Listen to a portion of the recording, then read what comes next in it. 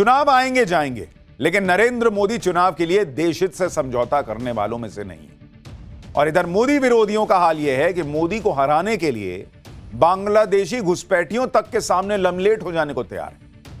मतलब गजब ही कर रखा है इन लोगों ने भाई। चुनाव में इस वक्त दो मुद्दे छाए हुए हैं। एक मुद्दा है कि महाराष्ट्र में प्लानिंग करके मुसलमानों की एक तरफा वोटिंग कैसे हो रही है या करवाने का प्रयास हो रहा है। दूसरा मुद्दा है कि झारखंड में बांग्लादेशियों की अवैध घुसपैठ। और ये दोनों मुद्दे ऐसे हैं जिसमें इंडी गठबंधन बुरी तरह से फंसा हुआ है। मोदी इन दोनों ही मुद्दों पर इंडी गठबंधन को ठोक भी रहे हैं और देश में घुसपैठ कराने वालों को उनकी एजेंसियां ठोक रही हैं। नरेंद्र मोदी तो अब चुनावी मंच से खुली चुनौतियां तक दे रहे हैं। ऐसे ऐसे सवाल पूछ रहे हैं कि इंडी गठबंधन से जवाब देते नहीं बन रहा। और जवाब दे भी तो कैसे, जब इंडी गठबंधन ने काम ही ऐसे किए हैं। इंडी गठबंधन के पास नरेंद्र मोदी की इस बात का कोई जवाब ही नहीं है कि उनकी सरकार के रहते हुए झारखंड में घुसपैठिए कैसे बढ़ गए भाई। उसे रोकने के लिए क्या कर रहे हैं? उल्टे इंडी गठबंधन तो झारखंड में घुसपैठियों को सिलेंडर बांटने की बातें कर रहा है कि घुसपैठियों को भी सिलेंडर बांट दिए जाएंगे। इसके बारे में आगे बताऊंगा। दूसरी बात, इंडी गठबंधन के पास इस बात का भी कोई जवाब नहीं है कि महाराष्ट्र में कैसे एक तरफा वोटिंग का खेल चल रहा है। पर्दे के पीछे कौन लोग लगे हैं जो मुसलमानों की एक तरफा वोटिंग करवाने की तैयारी कर रहे हैं, जिसे बीजेपी वोट जिहाद का नाम दे रही है। ये दोनों मुद्दे ऐसे हैं जिसे बीजेपी जबरदस्त तरीके से उठा रही है। मतलब एक तरफ हिंदुओं को जोड़ो और दूसरी तरफ देश को बताओ कि देखो ये लोग मोदी को हराने के नाम पर घुसपैठियों के साथ भी जाने को तैयार हैं। एक तरफा वोटिंग के लिए स्क्रिप्टें लिखी जा रही हैं। प्रधानमंत्री नरेंद्र मोदी से लेकर हर बड़े से बड़ा और छोटे से छोटा नेता इस बात पर जोर दे रहा है। जैसे झारखंड में अवैध घुसपैठ पर पीएम मोदी बोल चुके हैं कि झारखंड में रोटी, बेटी और माटी को बचाएंगे। पहले आप एक बार सुनिए पीएम मोदी ने अवैध घुसपैठ के मुद्दे को कैसे बड़ी प्रमुखता से उठाया। फिर बताऊंगा कि कैसे इस मामले में घिरने के बावजूद इंडी गठबंधन की अवैध घुसपैठियों से मोहब्बत ही कम नहीं हो रही है भाई। लेकिन पहले पीएम को सुनिए। जेएमएम कांग्रेस में बाहर से आए घुसपैठियों को यहां का परमानेंट निवासी बनाने के लिए हर गलत काम किए गए। इन घुसपैठियों को उनके लिए रातों रात पक्के कागज बनाए गए। आदिवासी बेटियों को शादी के नाम पर ठगा गया और जमीन हथिया ली गई। इन घुसपैठियों ने आपसे आपका रोजगार छीन लिया,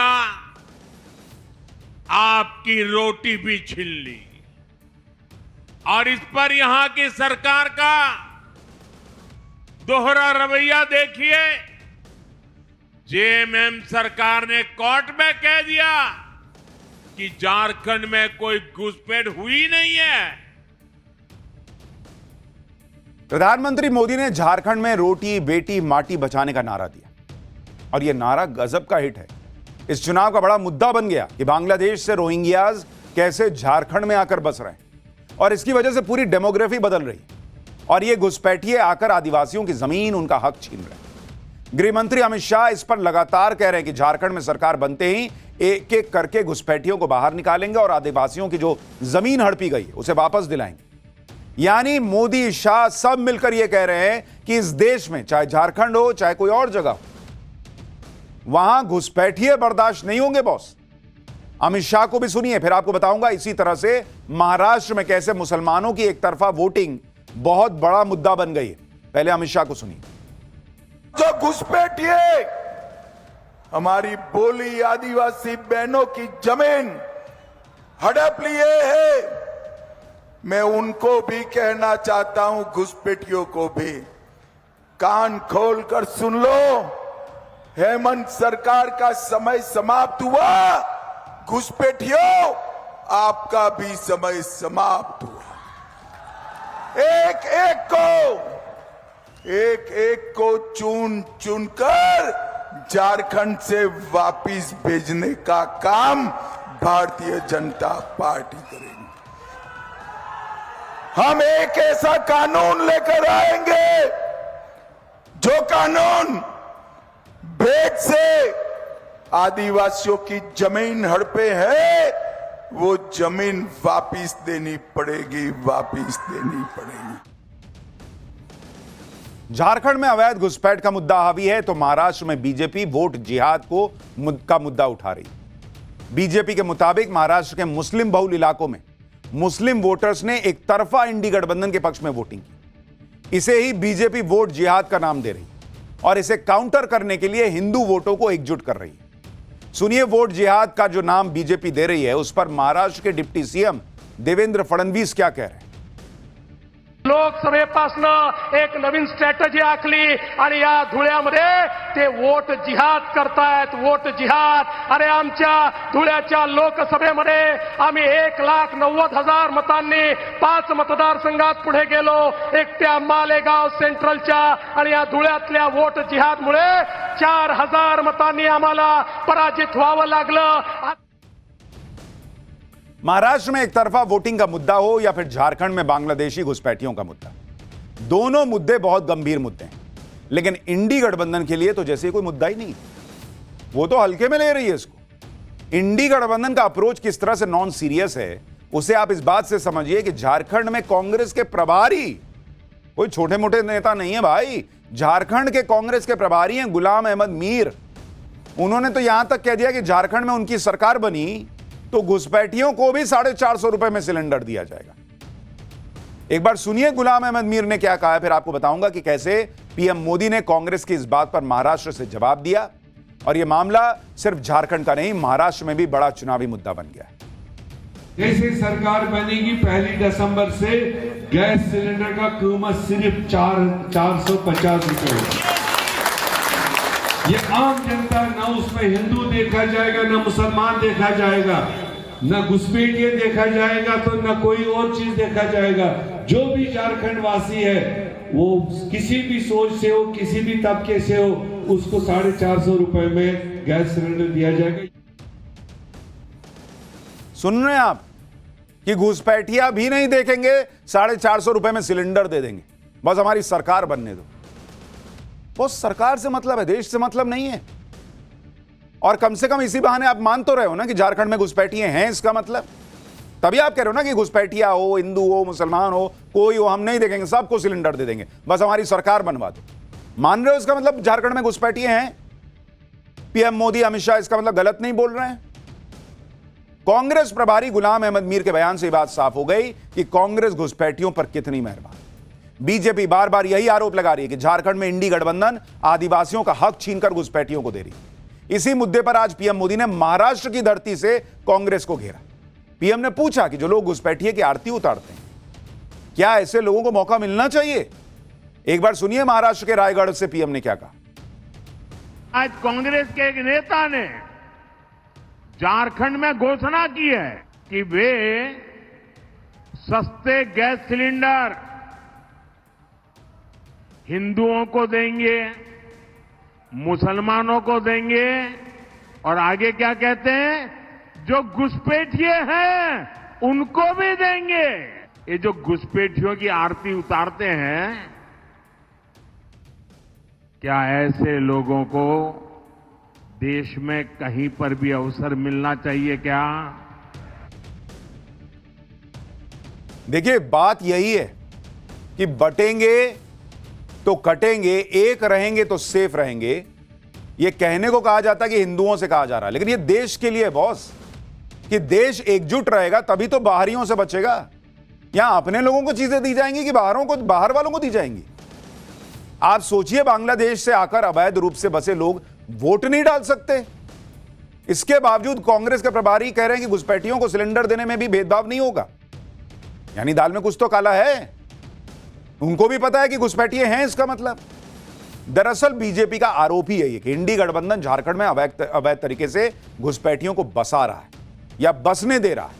इन घुसपैठियों को अपना वोट बैंक बना रहा है और इसके लिए घुसपैठियों का फर्जी आधार कार्ड तक बनाया जा रहा है।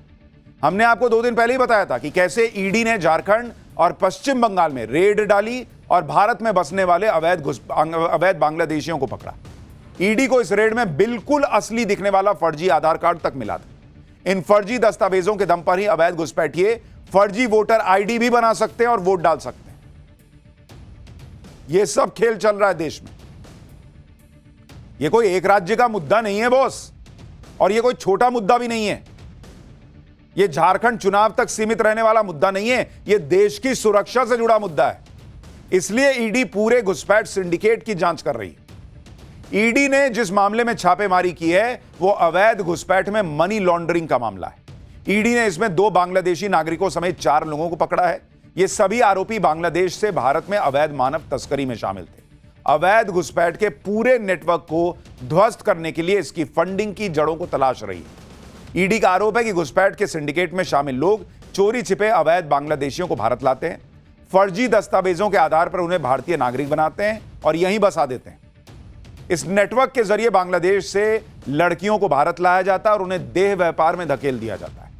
ईडी को रेड में वो डॉक्यूमेंट्स भी मिले हैं जिसमें देह व्यापार का रैकेट चलाने के लिए पैसों के लेन देन का भी जिक्र है।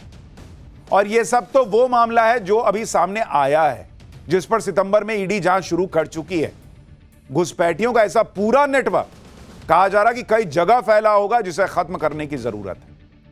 इसलिए झारखंड में बीजेपी इसे मुद्दा बनाकर इस पर वोट मांग रही है कि अगर यह रोकना है तो जिनके राज में यह हो रहा है उनको भी कुर्सी तक पहुंचने से रोकना होगा। झारखंड के चुनाव में प्रचार के लिए उतरे सीएम योगी भी घुसपैठियों को सिलेंडर देने के ऐलान पर कांग्रेस को घेर रहे हैं। सीएम योगी को भी सुनिए, फिर बताऊंगा कि महाराष्ट्र में वोट जिहाद का मुद्दा है क्या और कितनी तेजी से आगे बढ़ रहा है। अभी कांग्रेस के कोई एक प्रभारी आए थे, वो कह रहे थे सरकार आएगी तो सिलेंडर देंगे। अरे जब तुम्हारी सरकार थी तब क्या कर रहे थे? तब क्यों नहीं दिया? तब क्यों नहीं दिया?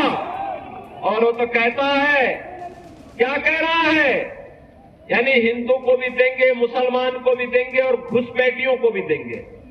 अब यहां के जनजातीय बंधुओं का अधिकार घुसपैठियों को क्यों देंगे? भाजपा इस बात को कह सकती है कि योजना का लाभ जनजाति को मिलेगा, झारखंड वासियों को मिलेगा, घुसपैठी को नहीं मिलेगा। झारखंड में जिस तरह से कांग्रेस के प्रभारी घुसपैठियों पर मेहरबान हो रहे हैं, उस पर पीएम मोदी और सीएम योगी के अटैक से आप समझ सकते हैं कि बीजेपी के लिए यह कितना बड़ा और गंभीर मुद्दा है, क्योंकि मामला राष्ट्र की सुरक्षा से जुड़ा है।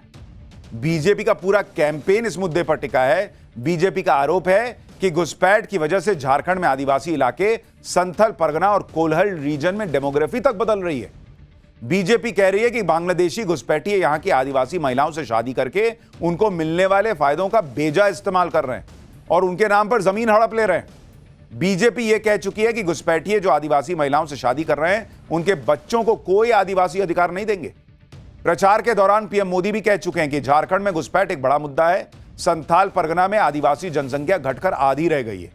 पीएम मोदी आरोप लगा चुके हैं कि झारखंड की जेएमएम सरकार घुसपैठियों को भारत का परमानेंट नागरिक बना रही है। अमित शाह भी यह ऐलान कर चुके हैं कि वो बीजेपी की सरकार बनते ही इस मुद्दे पर कमेटी बनवाएंगे और अवैध रूप से बसे लोगों को बाहर करेंगे। झारखंड में घुसपैठ का मुद्दा हावी है तो महाराष्ट्र में बीजेपी ने वोट जिहाद को मुद्दा बनाया है। बीजेपी नेता किरीट सोमैया आरोप लगा चुके हैं कि महाराष्ट्र के मालेगांव में वोट जिहाद के लिए 125 करोड़ की फंडिंग हुई है। इस बीच मालेगांव के एक व्यापारी पर लगे मनी लॉन्ड्रिंग के आरोप में ईडी ने छापेमारी की। महाराष्ट्र और गुजरात में कई लोकेशन पर छापेमारी हुई है। ईडी ने बताया कि मालेगांव में एक व्यापारी पर आरोप है कि उसने दूसरे लोगों के बैंक अकाउंट का मिसयूज किया और उसके जरिए 100 करोड़ का लेन देन किया। ईडी ने मालेगांव, नासिक और मुंबई में 23 जगहों पर छापे मारे। इसके अलावा अहमदाबाद और सूरत में भी रेड पड़ी है। ईडी का यह एक्शन मालेगांव पुलिस की एफआईआर के आधार पर हुआ, जिसमें एक लोकल ट्रेडर सिराज अहमद को आरोपी बनाया गया है। सिराज पर आरोप है कि उसने अपने कुछ जानने वालों के केवाईसी डिटेल लेकर बैंक अकाउंट खुलवाए। इन बैंक अकाउंट्स में 2500 ट्रांजैक्शंस के जरिए ईडी को 100 करोड़ की लेन देन का पता चला। ईडी ये जांच कर रही है कि क्या इन पैसों का इस्तेमाल चुनावी फंडिंग के लिए होना था क्या। जब ईडी की रेड हुई तो किरीट सोमैया का दावा है कि उन्होंने जो आरोप लगाए थे वो सही साबित हो रहे हैं। मालेगांव में जो आरोप लगा रही है बीजेपी की वोट जिहाद हुआ, उसके लिए उनका कहना है कि करोड़ों की फंडिंग हुई और किरीट सोमैया का आरोप है कि वोट खरीदने के लिए वोटरों के बीच पैसे बांटे गए। सुनिए बीजेपी नेता किरीट सोमैया को। मालेगांव वोट जिहाद का पैसा घोटाले में अब सिराज मोहम्मद और उनके साथीदार को गिरफ्तार किया गया है। कल मैंने मालेगांव में बैंक अधिकारी, पुलिस, कंप्लेनेंट सबसे चर्चा की। सिराज मोहम्मद ने bank of Maharashtra, Nashik merchant bank में 24 बेनामी अकाउंट खोले।